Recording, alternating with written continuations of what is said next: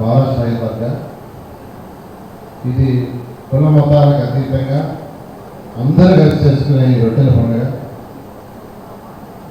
దీని మీద ఎంతో నమ్మకం ఉంది. వాళ్ళు అనుకున్న కోరికలు నెరవేర్చాలని ఉద్దేశిస్తాం. ఎందుకంటే భక్తుల సంఖ్య పెరుగుతుందంటే వాళ్ళ కోరికలు నెరవేరుతున్నట్టు నమ్మకం పెరుగుతుంది.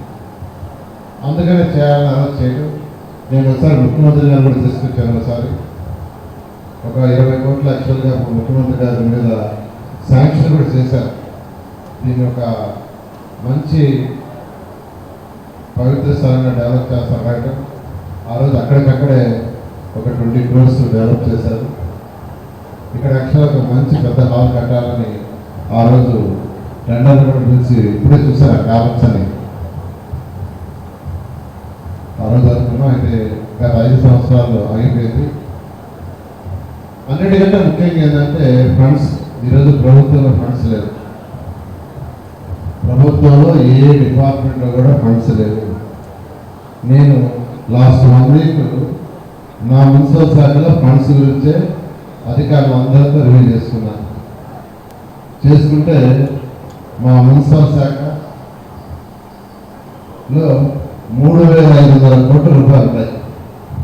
3,500 కోట్ల రూపాయలు సుమారుగా.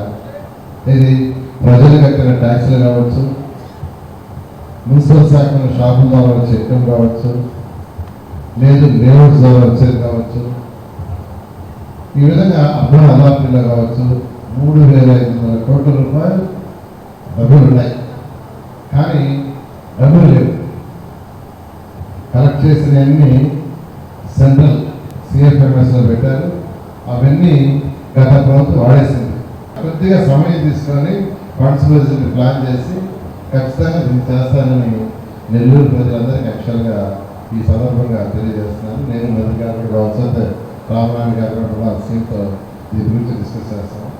నెల్లూరు జిల్లా ప్రజలే కాదు, ఈ రాష్ట్రంలో ఉన్న 26 జిల్లా ప్రజలే కాదు, పక్క రాష్ట్రాల ప్రజలే కాదు, ఇతర దేశాల నుంచి కూడా ఇక్కడికి వస్తారు ఎంతో నమ్మకంతో.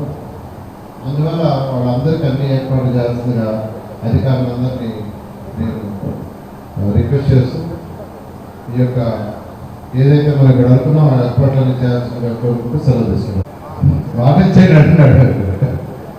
గతంలో ఎప్పుడైనా తిరిగిపోతే పని పక్కన మాటిచ్చాడు. ఎందుకంటే అవసరమైతే సీఎం తిరిగి ఫండ్స్ తెచ్చేవాడండి. ఇప్పుడు సీఎం తిరిగిపోయినా ఫండ్స్ ఇవ్వాలన్నా అక్కడ లేదు, పని లేదు. వాళ్ళు కూడా స్టడీ చేస్తున్నారు. ఖచ్చితంగా దీన్ని కంప్లీట్ చేస్తాం. అది కొద్దిగా టైం తీసుకున్నాడు ప్రెసిడెంట్ గారు, కొద్దిగా టైం తీసుకున్నాడు. ఖచ్చితంగా దీన్ని కంప్లీట్ చేస్తాం. కొంత టైం తీసుకున్నాడు అండ్ ఫండ్స్ అంతా సర్దుకొని ఖచ్చితంగా దీన్ని ఆ రోజు